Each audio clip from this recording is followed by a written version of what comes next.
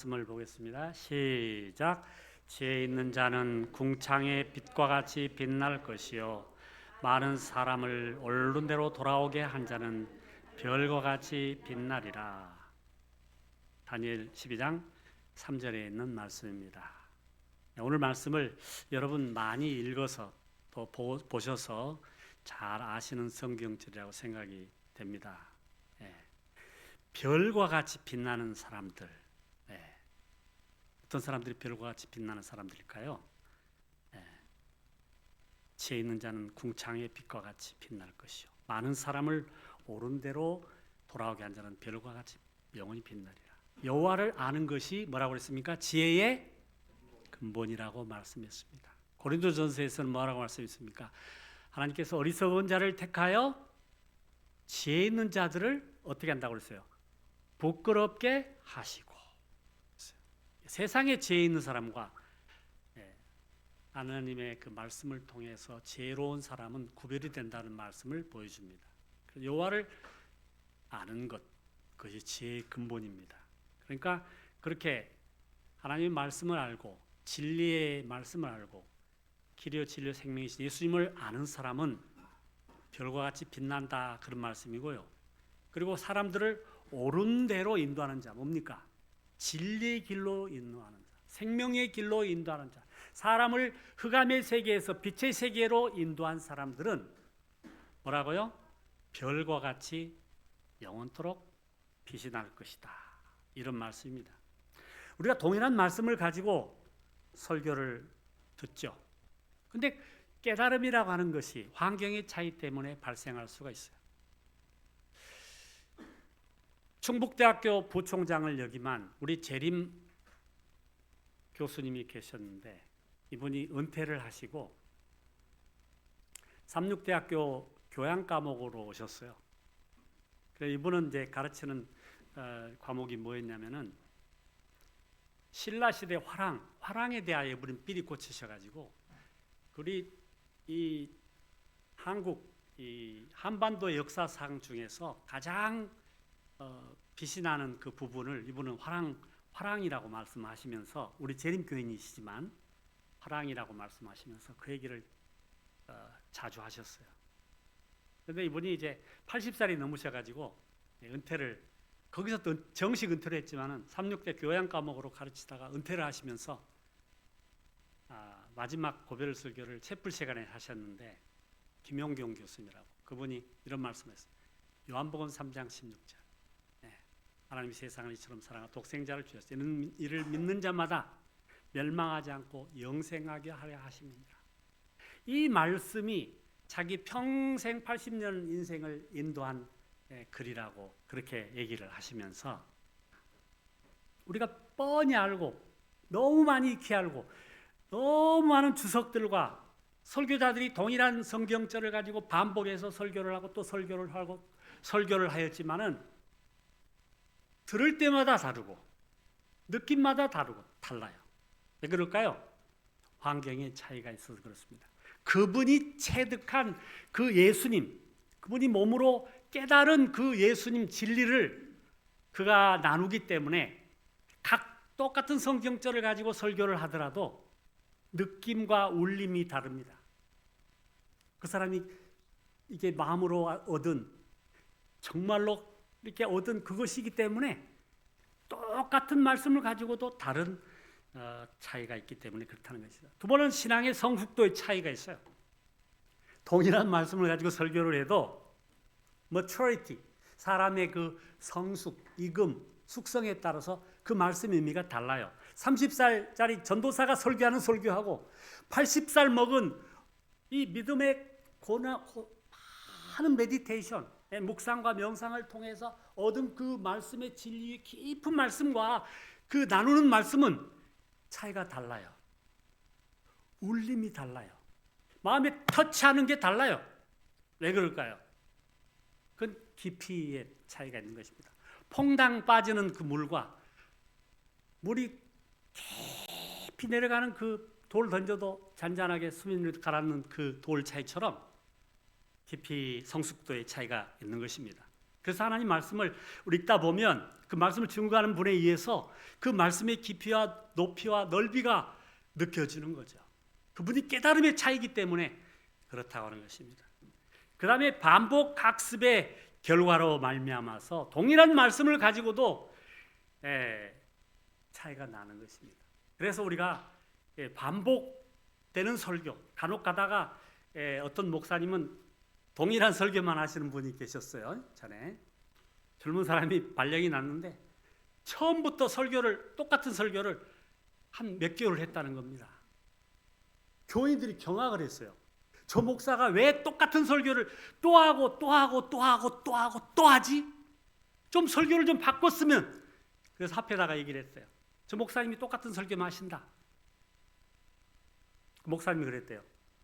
제가 그 말씀을 교인들에게 선포했는데 교인들이 입으로만 아멘 할 뿐이지 전혀 그 말씀을 받아들이지도 않고 실천도 하지 않고 그대로 똑같이 사는 거예요. 목사 설교해라. 우리는 괭과리다. 아멘. 요것만 살아가지고 아멘 그래놓고 그냥 평소처럼 산다는 거예요. 그러니까 그 젊은 목사가 또 설교를 또 반복하고 또 반복하고 또 반복하고 그래서 뭐 좀 깨달고 말이지. 그걸 실천하고 진짜로 딱 그날부터서 변화된 삶으로 그게 보여진다면 목사님 설교를 바꾸려고 그랬는데 안 변하더라는 거야. 그러니 당신들은 요 설교만 들어야 돼. 그랬다고 그래요. 전설의 설교입니다. 레전드. 완전히 그런 설교를 했던 젊은 사람이 있었다는 것입니다.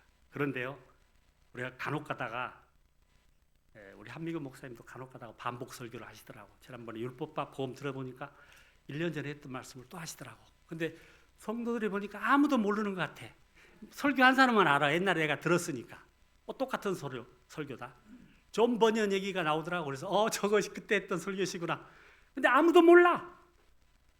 그렇습니다. 설교는 그래도 들어서 딱 기억하는 사람과 기억하지 않고 그냥 한 귀로 듣고 한 귀로 싹 흘려버리는 그러기 때문에 물론 가랑비에 어쨌든 모르게 우리가 모르게 이슬비가 내리는 것처럼 하나님 말씀이 또 주어지다 보면 어떨 때는 졸다가 못 들었던 말이 어떨 때는 딱 와닿는 경우가 있기도 하고 어떨 때는 전혀 감동이 없었는데 그 말씀이 그냥 팍 꽂혀가지고 눈물이 주르륵 나는 때가 많은 경험을 해봤어요. 설교를 들으면서 그렇다는 것입니다. 그래서 설교가 반복되더라도 여러분 그 말씀이 왜 저분이 똑같은 설교를 반복하시지 그렇게 생각하지 마시고 내가 그때 못 들은 말씀이 또 있으셔서 하나님께서 또 세우셔서 또 말씀하시는구나 이렇게 생각하시고 받아들이시기를 바랍니다.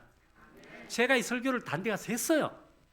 오늘 또 여러분 새로운 청중이기 때문에 제가 또 하는데 여러분 말씀 받아들이면서 올고지 그것을 실천하시고 사신다고 하면은 하나님께서 이 설교를 가지고 지금 2000년 동안 예수님 이후로 어떻게 많은 목사님들이 설교하시고 또 설교하시고 또 설교하시고 동일한 것들이 여러 번 나왔을 거예요.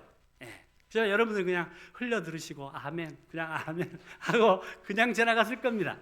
오늘 그런 마음을 가지시고 들으시기를 바랍니다. 자, 존 버니언 얘기 또 합니다. 제가 스펄전이 어렸을 때 그 할아버지 갔는데 집에 가서 이렇게 살짝 들어보니까 뭐가 있었어요? 책을 한 권 발견했어요. 그 책이 무엇이냐? 필그림스 프로그레스, 존 버니언의 철로 역정입니다. 이거를 이 스펄전이 100번을 읽었다고 합니다. 여러분이 성경 또 읽고 또 읽고 또 읽고 또 읽고 또 읽고 하는 것처럼 존 버니언이 100번을 읽었다고 합니다. 그랬으니 여러분 우리면 속꼬리를 우리면 어떤 여상입니까 여러분? 뼈가 바스락거릴 정도로 우려서 먹었잖아요. 옛날에 우리 가난한 시절에 뼈를 우려 먹고 또 우려 먹고 또 우려 먹고 하는 것처럼 스펄전이 100번 이상을 읽었으니 이 철로역정이 하늘로 가는 필그림스 프로그레스가 얼마나 명확하게 와닿을 수 있겠습니까? 여러분 좋은 글 있으시면요 또 보시고 또 보시고 또 보셔요. 그래서 요즘 젊은이들은 좋은 영화가 나오면은 N번을 본대요. 한 번 또 보고 또 보고 또 보고 또 보고 5번까지 본대요. 똑같은 영화를 가지고 감동이 된 영화는 또 보고 또 보고. 왜 그럴까요? 못 보던 것, 못 느꼈던 걸 또 깨닫기 위해서. 여러분 마찬가지로 말씀을 읽고 또 읽어도요, 또 읽고 또 읽어도 또 새로운 진국이 또 나와요. 그때는 반복에 대해서 걱정하거나 두려워하지 말거나, 또 목사님이 똑같은 설교를 또 하더라도 야, 하나님께 내가 꼭 들어야 될 말씀이 있으시구나 하고 반복해서 들으시길 바랍니다. 제가 용산 남영학원에 근무했을 때 그 효창공원 위에 이제 아파트가 우리 목회 사택이 있었어요. 근데 거기에서 우리 1년에 한 번씩 저 여의도에서 뭔 놀이를 합니까? 불꽃놀이라죠. 빵! 근데 그 용산 아파트에서, 효창공원 아파트에서 딱 여의도가 보여요. 근데 거기에 불꽃이 올라오는 거예요. 그러니까 뭐 한 번 가면 100만 명씩 모인다고 하잖아요. 거기까지 갈 필요가 없어요. 그 위에 앉아서 가만히 보고 있으면 명멸하는 그 불꽃을 보면서 참 많은 느낌이 있어요. 감동까지는 아니고 느낌이 있어요. 그리고 다 지나가 버리면은 저기 다 잠잠해지면은 뭐가 보여요? 이게 보여요. 네. 저 명멸하는 별들은 그대로 있건만은 아까 파이어웍스를 통해서 일어났던 팍 터지는 것들은 화려 찬란하게 팍 가지만은 쓸쓸히 없어지고 조용해지는 것입니다. 자, 우리가 세상에 살아가면서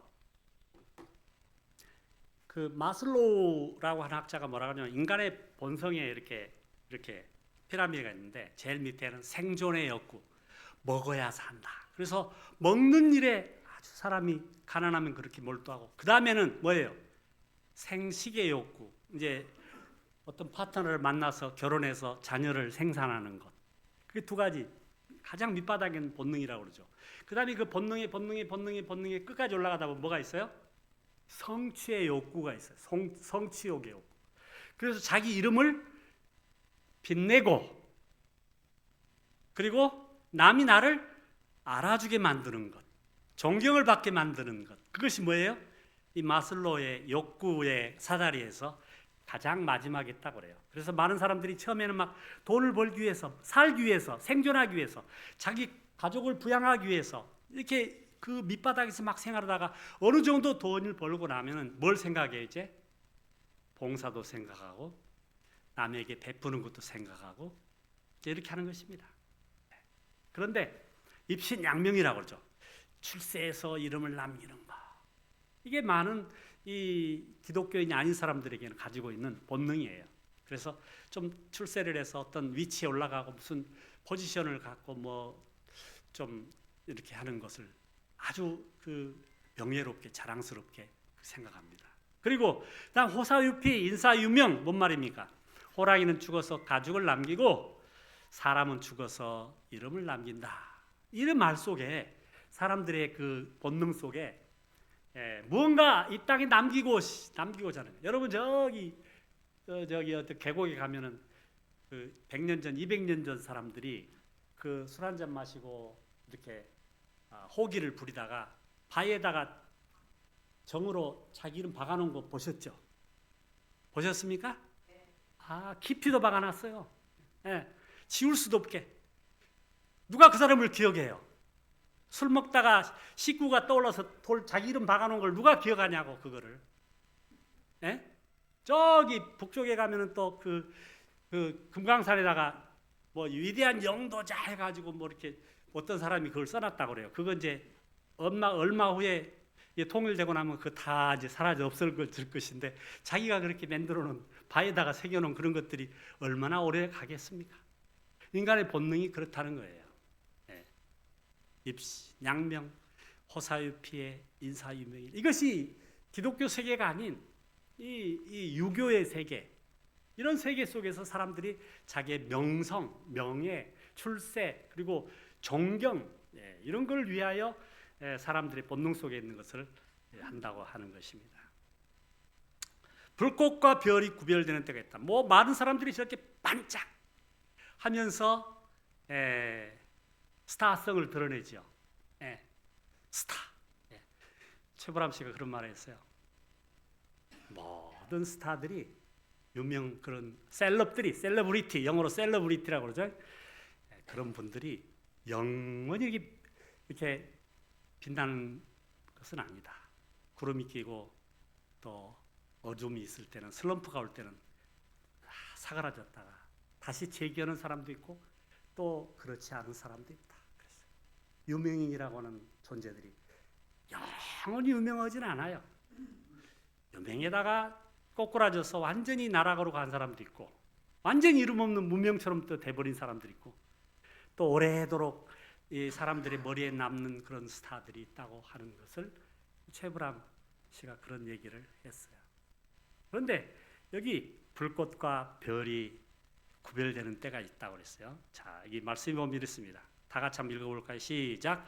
그때 내 민족을 호위하는 대군 미가엘이 일어날 것이요 또 환란이 있으리니 이는 개국 이래로 그때까지 없던 환란일 것이며 그때 내 백성 중 무릇 책에 기록된 모든 자가 구원을 얻을 것이라. 땅의 티끌 가운데서 자는 자 중에 많이 깨어 영생을 얻는 자도 있겠고 수욕을 받아서 무궁히 부끄러움을 당할 자도 있을 것입니다. 자, 이게 다니엘서에 나와 있는 마지막 때에 대한 얘기입니다. 대군 미가엘은 마이클은 누굽니까? 마이클 우리 재림교회에서 이걸 예수님이라고 우리가 해석을 합니다. 미가엘이 일어난다. 이 마이클 이분이 일어날 것이라는 것입니다. 그리고 환란이 있을 것이다. 그걸 책에 기록돼. 오늘 그 말씀들을 살펴보고자 하는 것입니다. 재림 직전에 큰 환란이라는 것. 재림 직전에 큰 환란이 일어난다고 그랬어요. 그래서 여러분 우리가 준비하고 있잖아요. 우리는 재림교인들은 뭘 기다리고 있어? 내셔널 선데이로 미국에서 일요일 주업령이 내리는 때가 기점이라고 생각해서 그 내셔널 선데이 로우를 기다리고 있어요. 미국에서 그 모양이 일요일 주업령이라고 하는 것이 교묘하게 일주일에 하루 쉴 수 있는 날이라고 이렇게 말하면서 모든 노동자들이 쉴 수 있는 날이라고 못을 박으면서 공평한 것처럼 보이면서 이렇게 보여지겠지만은 그것이 신호탄이 될 것이다. 자, 우리는 이런 것을 미리 알고 있어요. 그다음에 구원의 책이 있고요, 죽은 사람의 부활이 있고요, 그다음에 영생의 부활과 심판의 부활이 있을 것이라는 게 다니엘서 나와 있는 말씀입니다. 환란이 있을 것이다. 지금 이런 말씀했죠. 우리가 살고 있는 재림 직전 환란이라는 걸 보면 지금 여기 러시아하고 우크라이나가 전쟁이 나는데 어떤 사람은 세계 3차 대전이 이미 시작됐다고 말합니다. 거기에 인발부된 나라가 러시아, 그다음에 이란, 그다음에 북한, 그리고 중국 이렇게 해가지고 지금 나토가 지금 대적하고 있는데 서서히 지금 진행이 되려고 그래요. 그리고 어떤 사람이 이미 그렇게 말했다니까. 3차 세계대전이 진행이 되고 있다. 여러분 인지 못할 뿐이지 지금 세계대전이 진행되고 있다 그래요. 그래서 어떤 환란이 오려고 이런 모습들이 있나 이런 것을 우리가 보죠. 그다음에 이스라엘 하마스의 전쟁이 지금 수십만이 당했어도 지금도 진행 중이고 있고요. 그다음에 이쪽에 Causes and Effect of Climate Change, 이 글로벌 워밍이라고 하는 사건을 통해서 여러 가지 원인들이 있고 결과들이 나오는데 지금 지난 수요일에 갑자기 눈이 와가지고 여러분 그런 상상 못할 눈이 막 내렸죠. 지난 여름에 얼마나 뜨거웠습니까? 1.5도가 올라갔어요. 기후가 전체적으로 바다가 그냥 지금 온도가 막 올라가가지고 지금 문제가 커지고 있어요. 그러나 모든 사람들은 이 포트에 물을 설설설 끓을 속에 개구리가 가만히 앉아있다가 처음에 따뜻하다가 나중에 인지 못하고 삶아져 죽는 것처럼 지금 우리 많은 사람들이 그걸 인지를 못하고 있어요. 이 트럼프 대통령은 기후 그 위기라는 것은 가짜라고 그렇게 말을 하면서 파리 기후재앙에 대해 서명한 것을 취소하겠다고 이러는 사람이에요. 중국은 자기네 공장화가 진행이 되고 인더스트리얼라이제이션이 진행되고 있기 때문에 우리는 그거 안 하겠다는 식이에요. 그러면 뭐예요? 이산화탄소가 많이 발생해갖고 이 기후 체인지를 엄청나게 위기할 것입니다. 그래서 많은 학자들이 지금 걱정하고 있어요. 많은 사람들이 아는 사람들이 그런가 하면 2027년도에 중국이 대만을 때릴 거라는 것입니다. 자기 계획을 하지 못하면 분명히 100% 중국이 때릴 거라는 거지. 그렇게 때리게 되면은 일본은 자기네 에너지 소스 라인이 끊기기 때문에 일본은 참전할 것이라는 겁니다. 한국도 그 석유 수송로가 끊기기 때문에 대한민국도 어쩔 수 없이 들어갈 수 없다는 것입니다. 지금 위기가 우리 앞에 이렇게 펼쳐져 있어요. 저기 러시아 전쟁이 지금 북한이 들어가는 걸 보면서 한국까지 막 연결이 되네. 전 세계까지 하나로 연결된 세계 사상이에요. 모든 것이 하나로 움직이는 지구촌 시대이기 때문에 여러분 이게 작은 것들을 인지를 하고 있어야 되는 거예요. 그래서 마지막 한란을 위해서 우리가 어때요? 한 달에 한 번씩 보리밥도 먹어보고 또 군 그 비상식량도 먹으면서 준비를 하고 그러잖아요. 멀리 좀 도시에서 떨어져 가지고 미국의 재림교인들 그렇게 하고 준비하고 있어요. 한 달에 한 번씩 그런 비상을 대비를 하고 있어야 한다는 것입니다. 또 다시 코로나 같은 게 또 올 것이고 또 어떤 여러 문제들이 막 복잡하게 될 텐데 그 다음에 여기 사우스 코리아 프레지던트 클래스 에머전스 마셜로 이거 저는 어저께 아까 가정 공부에서 임장로님이 말씀하셨는데 저희 가정은 쇼크를 먹었어요. 우리 자녀들이 전화 와서 포고령 5번에 개헌법에 의해 처단한다. 전공의들 처단한다는 거예요. 죽인다는 거예요. 우리 애들이 전화가 와서 아빠 이 처단하다가 무슨 말이야?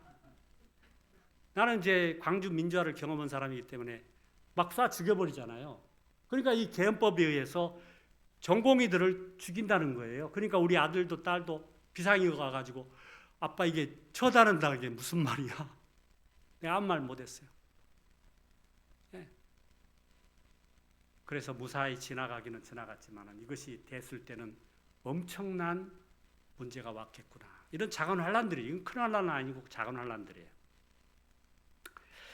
책에 기록된 자가 구도를 얻을 것이다. 여러분 책에 기록되어 있는지 이거를 늘 새기기 바랍니다. 내 이름이 거기에 적혀 있나이까? 여러분 그 찬미가 부르죠. 내 이름이 하늘에 적혀 있나이까? 여러분 여기 구원의 책이라는 것이 있어요. 그것이 열려 있더라. 다니엘 7장 10절에 열려 있더라. 생명책이 하늘에 있습니다. 여러분 거기에 이름이 적혀 있는지 여러분 정말로 내 이름이 거기에 적혀 있습니까? 내 호명하는 그날에 내 이름을 부르는 그날을 여러분 기다리고 계십니까? 여기 다니엘서 그렇게 말이 나와 있어요. 생명책이 있고요. 여기 내가 세상 부귀영화를 나는 원치 않고 오직 하늘 가기를 마음에 원하오니 사랑하는 내 주여 하늘 생명책에 나의 이름 분명히 적혀 있나이까. 찬미가 469장이 나와 있는 이 찬미가를 우리가 늘 부릅니다. 왜요? 생명책에 내 이름이 기록되어 있는 가는 그 불확실성. 그러나 여러분 확실하죠. 예수를 믿고 입으로 주로 시인하면 로마서 10장이 말씀이잖아요. 구원을 얻는다고 그랬잖아요. 그래서 예수를 입으로만 시인하지 말고 입으로 시인하고 행동으로도 시인하고 정말로 구원받은 사람으로서의 삶을 정말 모든 사람들이 인정할 정도로 사시기를 바랍니다. 말만 그리스도인, 입만 그리스도인이 아니라 실제적인 삶에서 영혼도 구원하고 그리고 어둠 속에 있는 사람들에게 정말로 기도로만 하지 말고 진짜로 그 사람들에게 손을 뻗쳐서 그 사람들을 건져내는 이런 일들을 여러분들 하시면서 믿음의 그 축복을 누리며 사시는 여러분에게 간절히 바랍니다. 두 번째 기념책이 있어요. 거기에 여호와를 경외하는 자, 그 이름을 존중히 생각하는 자를 위하여 여호와의 앞에 있는 기념책이 기록되셨습니다. 우리의 모든 기록들, 좋은 행위들, 그러한 것들이 기록이 될 것이라는 사실 여러분 잊지 마시기 바랍니다. 여러분이 행하는 모든 여러분 전화기를 하고 있죠. 그러면 여러분 저기 어디에 다 저장이 된다는 거 아세요? 여러분 다 저장되고 있어요. 도청되진 않지만 그것이 너무 많아가지고 어디에 가면은 뭐 기가바이트로 뭐 테라바이트로 해가지고 다 기록이 돼요. 그래서 여러분들이 이 인터넷 활동하는 거 있잖아요. 다 기록이 돼 있어요. 여러분 네이버에 구철승 찍어보세요. 거기에 내가 다 써놓은 글들이 다 올라가 있어요. 여러분들도 무슨 그런 활동했으면 보세요. 어느 날 미국에서 오신 그 목사님 한 분이 저한테 전화가 왔어요. 남양에서 불러가지고 행사를 같이 했는데 이분이 재림교인이라는 신분을 감추시고 장로교회 그 본청으로 들어가가지고 건강전도회를 막 자꾸 몇천 명씩 하신 거예요. 막 하셨어. 이분이 자기 신분을 감추시고. 그런데 이분이 박사학위를 안 받으셨는데 자기가 박사라고 이렇게 써가지고 이제 그걸 추적하는 사람들이 이분이 가짜 박사다. 그게 들통이 난 거예요. 게다가 이분이 재림 성도라는 게 또 밝혀졌어요. 그래가지고 저한테 혹시 목사님 그 SNS 활동하면서 뭐저 백아무개 목사인데 그 내 정체를 밝혀놓은 거 있어요? 그러더라고. 그래서 내가 우리 교회 글에다 올려놓은 게 있는데 목사님 빨리 내려주세요. 그러더라고. 그래서 내가 얼른 들어가가지고 제가 들어가서 그 목사님의 그 활동 싹 지웠어요 제가. 네. 근데 이분이요 미국 그 LA에서 여러분 거기 가보셨어요? 크리스탈 캐티드럴 수종교회라고 한 3만 명이 늘 저 교회를 유리로 만들었어요. 교회가 전체가 유리로 만들었는데 전체 들어가면 사람이 3만 명이 들어가는 바깥이 다 보여요 이렇게. 예, 크리스탈 그 캐티드럴이라는 성당이라는 말이거든요. 근데 교회 처치라고 안 하고 로버트 슐러 그 박사님이 지금 돌아가셨지만은 그분이 그렇게 한 거예요. 근데 거기를 빌려가지고 장로교고 뭐 개신교 다 모아가지고 10,000명 이상 모아가지고 건강 그렇게 한 거예요. 엄청난 효과를 냈어요. 예.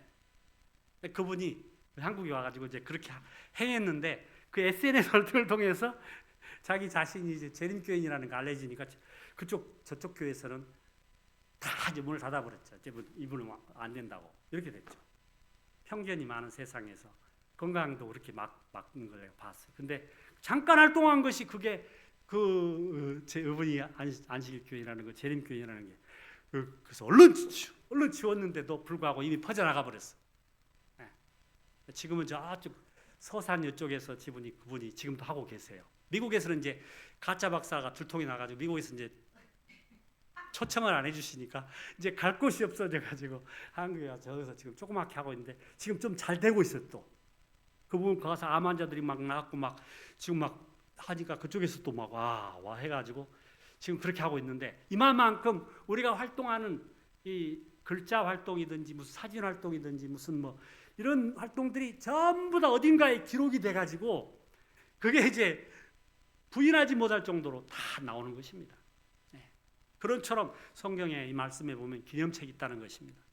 마지막에 죄의 기록책이 있어요.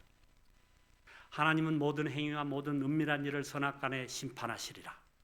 심판날에 이에 대하여 신문을 받으리니 그랬어요.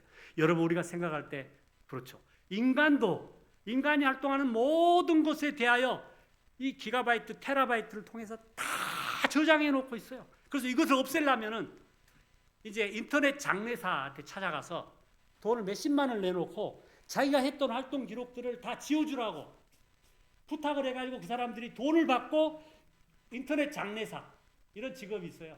그 사람이 기록한 모든 글들을 딜리트 삭제시키는 거.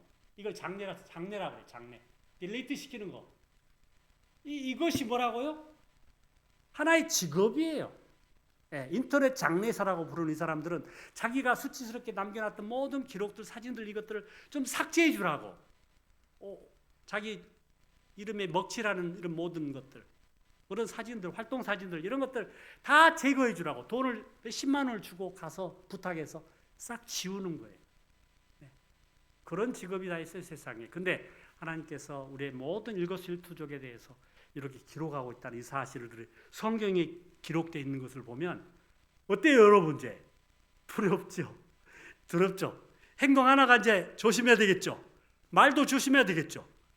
예, 우리가 그걸 인식하지 못했을 때는 함부로 말하고 함부로 행동하고 이랬을지 몰라도 이제 모든 것들이 저장이 되고 기록이 되고 죄의 책에 이렇게 한다고 그러니까 어떤 생각이 들어요? 정말로 진짜로 살아야 되겠구나 이제. 예? 이렇게 잘못된 행동하지 않고 잘못된 생각하지 않고 정직한 마음으로 순결한 마음으로 깨끗한 마음으로 하나님께 마음을 드리는 마음으로 진실되게 살아야 되겠구나. 이런 생각이 여러분 드실 줄 믿습니다. 원고 화이트펜의 레터스 앤 매너스크립트에 나와 있어요. 화가가 잘 닦여진 유리판 위에 실물 크기의 인물화를 그리듯 하나님께서는 매일 하늘의 책에다 각 사람의 품성적 특질을 정확하게 기록하고 계신다. 놀랍습니까, 여러분? 예? 선지자가 오호 품성적 특질들을 각 사람이 하나하나씩 기록한다는 거예요. 그러니 여러분 오늘 살아가면서 행동 거지를 이거 누가 지켜보고 있구나, CCTV가 있구나 그래갖고 저걸 조심하려고 하지 말고 CCTV가 없어도 나의 모든 것이 기록이 되고 있다고 하는 거예요. 네. 그래서 여러분 정말로 교회에서나 바깥에서나 어디에서나 정말로 우리는 행동을 조심해야 됩니다. 올바른 생각하고 올바른 마음을 먹고 그리고 이 모든 것이 다 드러나게 돼 있어요. 마지막 때. 그렇기 때문에 우리가 어떤 자세와 태도와 자세 가져야 될 것인지에 대해서 말하는 것입니다. 믿음으로 그리스도의 피를 그들의 속죄 제물로 주장한 사람들에게는 하늘의 책에 기록된 그들의 이름 아래 용서받았다는 말이 기록이 된다 이거예요. 그래서 믿지 않은 사람들은 그런 죄들이 기록이 되지만은 그 마지막 부분이 뭐라고요? 예수 그리스도의 보혈로 말미암아서 용서가 되었다라고 하는 마지막 글을 마귀가 못 읽게 만들어요. 그 앞에 부분만 너 죄가 이렇게 기록됐다는 거 말하지. 마지막에 그리스도의 보혈로 이 모든 죄가 도말되었다. 요거를 우리가 딱 읽어버렸어. 우리가 알아버렸어요. 우리가 예수를 믿기 때문에 그 모든 나의 잘못된 것들이 다 도말되었구나. 할렐루야 아닙니까 여러분? 여러분은 다 용서받았어요. 예수를 믿었기 때문에 여러분들의 모든 죄가 도말됐다는 사실입니다. 그래서 여러분 마음에 떳떳함을 가지고 사시기 바랍니다. 기쁨을 가지고 사시기 바랍니다. 감사함을 가지고 사시기 바랍니다. 남은 세계 베풀고 살기를 바랍니다. 예? 여러분 이제 그걸 홀가분해. 아까는 다 기록된다고 그러니까 이제 율법에 기록된 율법 때문에 이제 죽어 나가는데 이게 다 도말이 됐다. 죄가 해결됐다고 하는 이거를 사단이 감추고 있다는 사실을 알면서 우리 그 끝까지 봐야 돼. 마지막까지. 죄 기록됐지만 그게 다 용서가 되었다. 이 말이 대쟁투에 기록이 됐어요. 이름 아래 용서받았다는 말이 기록된다. 야, 참 너무 감사하죠. 자, 다니엘 마지막 부분. 땅의 티끌 가운데 자는 자 중에 많이 있기 위해서 영생을 얻으. 이제 부활에 대한 얘기입니다. 아까는 이제 그 얘기 빛과 빛나는 얘기 얘기했고 죽은 사람들이 부활했죠. 죽은 사람들이 부활. 첫 번째 부활은 예수님 재림시에 의인들 부활할 것입니다. 의인들이 믿고 예수를 믿고 영접한 사람들, 그 사람들이 부활할 것이고요. 그 다음에 둘째 부활은 천년기가 지난 후에 악인들이 부활할 거예요. 그런 심판의 부활을 얘기하는 것입니다. 그 다음에 특별 부활, 재림 직후에 그 찌른 자들도 볼 터이요 그랬단 말이에요. 그러니까 의인들도 부활하지만 예수를 찌른 악인들이지만 이 사람 천년 후에 부활하는 게 아니라 예수님 의인들이 부활하는 그 시기에 같이 일어나서 그걸 볼 것이라는 거죠. 예. 이게 성경에 나와 있는 죽은 사람들의 부활에 관한 얘기입니다. 예. 다니엘서 마지막에 영생을 얻는 자도 있겠고 수욕을 받아서 무궁히 부끄러움을 당할 자도 있을 것이다. 영생을 얻는 것. 예. 영생의 부활. 이를 기이 여기지 말라. 무덤 속에 있는 자가 다 그의 음성을 들을 때가 오나니 선한 일을 행한 자는 생명의 부활로 악한 일을 행한 자는 심판의 부활로 나오리라. 이것이 성경에서 우리에게 말하는 영생의 부활과 심판의 부활에 관한 말씀입니다. 영생의 부활은 의인들과 의인들, 심판의 부활은 못 박은 자, 이 심판의 부활에 나타날 사람들의 설명입니다. 예수께서 사람을 인도하는 사람은 별과 같이 빛날 것입니다. 그래서 세상에 많은 스타들, 셀럽들, 탤런트들은 잠깐 명멸하는 존재들이죠. 예. 그러나 영원히 빛날 존재들은 어때요? 사람들을 옳은 길로 인도한 사람들입니다. 지혜의 길로, 참된 지혜의 길로 인도하는 사람들입니다. 지혜 있는 자는 궁창의 빛과 같이 빛날 것이요 많은 사람을 옳은 대로 돌아오게 한 자는 별과 같이 빛나리라. 그러니까 우리가 입신양명을 바라진 않지만 우리 재림 교인들은, 마지막 성도들은 많은 사람들을 흑암에서 구원하는 선교사 일을 감당하는 사람들입니다. 평생에 여러분들 몇 명이나 교회로 인도하셨습니까? 곰곰이 생각해 보세요. 다른 사람은 못했으면 내 가족이라도 인도한 사람들도, 그분들도 성공한 분이에요. 다른 사람들은 전도 못했지만 내 가족들만이라도 교회 안에 남게 하고 믿음으로 살게 한 사람들도 바로 그 사람도 빛나는 사람들입니다. 그래서 옳은 대로 가는 길은 어디일까요? 영생을 받는 길, 영원한 구원을 받는 길. 부끄러움을 당한 자는 영원한 심판의 길로 가는 것입니다. 그래서 영생은 유일하신 하나님과 그의 보내신 예수 그리스도를 체득하는 아는 것이다. 몸소 아는 거예요. 내가 진리 그 얘기를 했는데, 진리는 가르쳐줘서 되는 게 아닙니다. 진리는 본인이 아는 것입니다. 본인이 깨달은 것입니다. 체득한 것입니다. 경험한 것입니다. 느낌으로 아는 것입니다. 감정만이 전부가 아니고 마음속 깊이 우러서 이걸 아는 것입니다. 이것을 알아야 돼요. 예. 그 말로 해서 알려줄 수가 없어요. 이거는 아무도 못 알려줘. 이거 본인이 알아야 되는 거예요. 나와의 씨름이에요. 그래서 기도하면서 말씀을 읽으면서 성령을 구하세요. 좀 깨닫게 해주시라. 깨우치게 해주라. 간절한 마음으로, 애절한 마음으로, 정말로 desperation, pray with desperation. 간절한 그런 마음이 생겨야 돼요. 근데 너무 잘 사는 시대가 돼가지고 그런 게 많이 없어졌어요. 제가 60년대 처음에 교회에 나왔을 때 보면 할머니들이 앉으셔서 정말 간절한 마음으로 자녀들을 위해서 그렇게 울면서 기도하는 걸 많이 봤어요. 요즘에는 그런 분이 하나도 없어. 교회에서 울고 기도하는 사람이 없어. 너무 잘 살게 된 나라가 돼가지고 그 간절한 마음이 사라진 것 같아요. 너무 안타까워요. 그는 아직도 있어요. 제리 면소에 가보세요.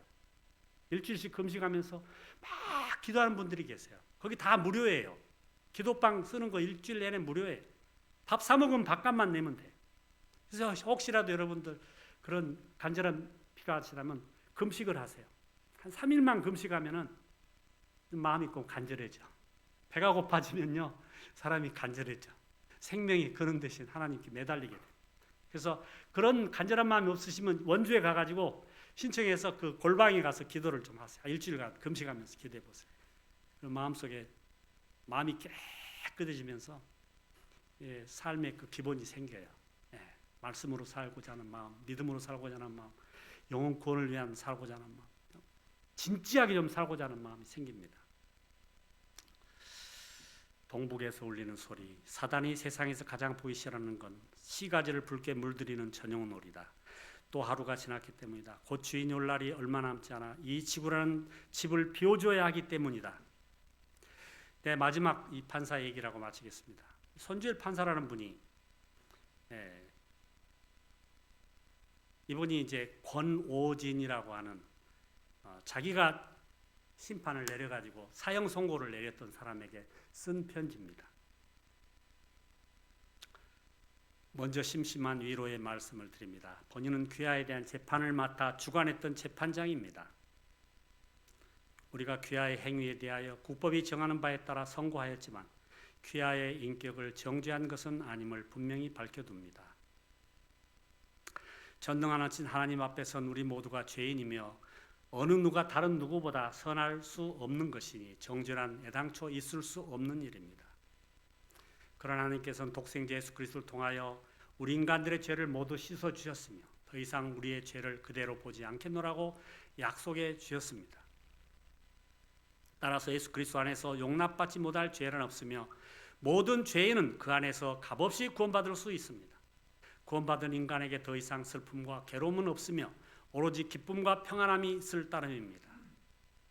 이 구원의 기쁜 소식을 귀하에게 전하기 위하여 이 서신을 쓰며 아울러 그 말씀이 실린 성서를 보내드립니다. 아무쪼록 이 말씀을 영접하시고 놀라운 새 삶을 사시기를 간곡히 권면합니다. 끝으로 본인도 기와 똑같은 죄인이지만 예수 그리스도로 말미암아 죄 사함을 받았을 뿐이라는 사실을 감히 고백합니다. 귀하에게 하나님의 사랑과 예수 그리스도의 은혜와 성령님의 도우심이 함께 하시기를 간절히 기도합니다. 85년 12월 30일 손지열. 자, 이 사람은 권지열이라는 그 사람에게 사형 선고를 내리고 이 편지를 썼는데 그 사람이 이 편지를 받아들이고 예수 그리스도를 영접했습니다. 그리고 당당하게 사형 선고를 받고 죽었습니다. 그리고 이 손지열 판사는 2021년에 돌아가셨습니다. 죽은 사람들의 얘기였어요. 사형 선고 받고 죽은 사람, 사형 선고를 내려서 재판장으로서 그 사람을 죽게 한 사람. 그렇지만 이 사람은 그리스도의 복음을 마지막에 그 증거하고 그 사람이 죽을 사형받을 사람이 그걸 받아들이고 예수를 영접하고 그리고 죽었다는 것입니다. 여러분 세상에 별처럼 빛나는 것들이 많이 있지만 다 별은 아닙니다. 반짝이다가 사라지를. 이 사람은 2019년에 3월 달에 돌아가셨어요. 말씀을 마치면서 불꽃과 별이 구별되는 날이 있습니다. 반짝이지만은 별이 아니었다.